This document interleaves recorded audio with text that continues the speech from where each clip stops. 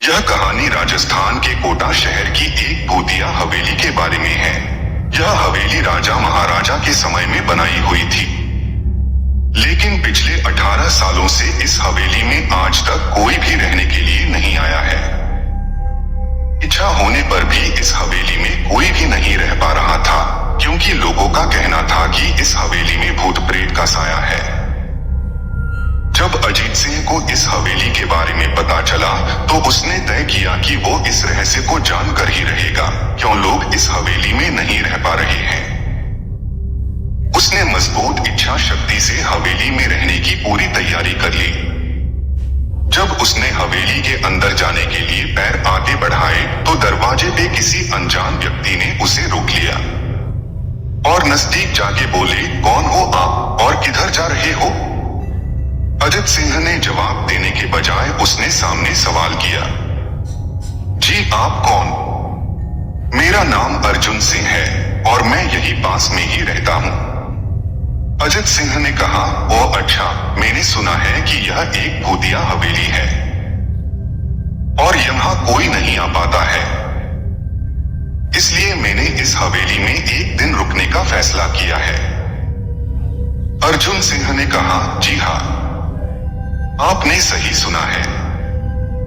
आप भी अंदर मत जाइए, मेरी माने तो आप भी वापस लौट जाइए, यहाँ बहुत खतरा है। यह सुनकर अजीत सिंह खुश हो गया, जैसे उन्हें कोई लॉटरी लग गई हो। अर्जुन ने उसकी खुशी को देखकर बोला, आप क्यों खुश हो रहे हो? आपको तो भूत का नाम सुनकर डर लगना चाहिए।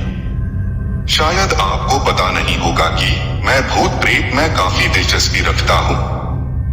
अगर इस हवेली में भूत है तो मैं अंदर जरूर जाऊंगा और सारी सच्चाई का पता भी लगाऊंगा। इतना कहकर अजीत सिंह उस हवेली में चले गए। अंदर जाके अजित ने अपनी बैग को साइड में रखा और हवेली के चारों ओर देखने लगा।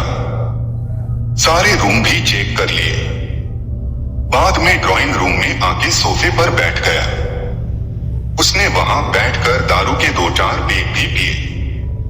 वहीं अचानक उस रूम में लाइट का एक बल्ब चालू बंद होने लगी, लेकिन अजीत ने उस पर ध्यान नहीं दिया। थोड़ी देर बाद दूसरा बल्ब चालू बंद होने लगा, फिर तो हवेली की सारी लाइट चालू बंद होने लगी।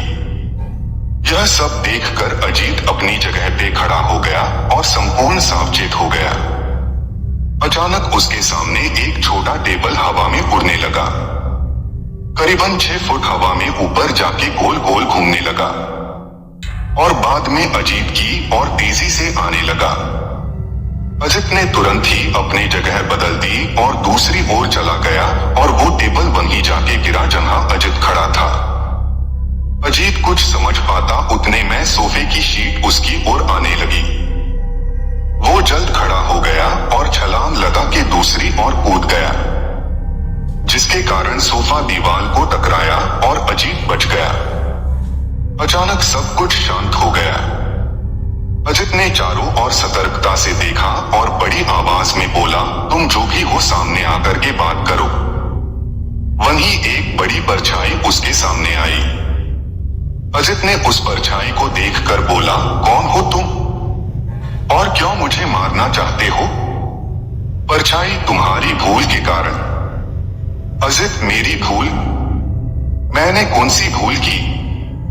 परछाई, इस हवेली में आने की भूल। मैं किसी को भी इस हवेली में खुश नहीं देख सकता। अजित, लेकिन क्यों? वो परछाई ने जवाब दिया, आज से 18 साल पहले इस हवेली के मालिक ने मुझे यहीं पे ही मार डाला था। मेरी कोई गलती भी नहीं थी। इस कारण की वजह से मेरी आत्मा इस हवेली में भटकती रहती है। मैं किसी को भी इस हवेली में नहीं रहने दूंगा, क्योंकि इस हवेली में मेरा खून हुआ था। इस हवेली में जो भी रहने के लिए आएगा उसकी मौत होगी। अजित ने कहा, मैं तुम्हें अपने असली रूप में देखना चाहता हूँ। तुम्हें मारने से पहले मैं तेरी यह इच्छा अवश्य पूरी करूंगा। और उस परछाई ने एक भयानक दरमियाना रूप ले लिया। उसका चेहरा इतना भयानक था कि अजीत भी एक क्षण के लिए डर गया था, लेकिन दूसरे ही क्षण में उसने अपने आप पर काबू पा लिया। इसने अपनी जेब में से सफेद पाउडर निकाला और उस भूत के पर फेंक दिया। भूत के पर पाउडर पड़ते ही वो जलने लग गया। बड़ी बड़ी ज्वाला उठने लगी। वो बहुत जोर जोर से चिल्लाने लगा और बाद में पूरी तरह से जल गया। उसके बाद अजीत ने चैन से सांस लिया और वहीं पर सो गया। दूसरे दिन सुबह जब अजीत को सही सलामत हवेली से बाहर आते देख अर्जुन को आश्चर्य हुआ। अर्जुन ने अजीत से पूछा, तुम कैसे जिंदा हो? जब अजीत ने अर्जुन को कल रात को घटी घटना को पूरी तरह से बताया और बोला अब यह हवेली भूतिया हवेली नहीं रही। और इसके साथ ही हमारी कहानी यहाँ पूरी होती है। दोस्तों, आपको यह कहानी कैसी लगी प्लीज हमें कमेंट करके जरूर बताएं। और हाँ, वीडियो अच्छी लगी तो लाइक करके चैनल को सब्सक्राइब कर देना।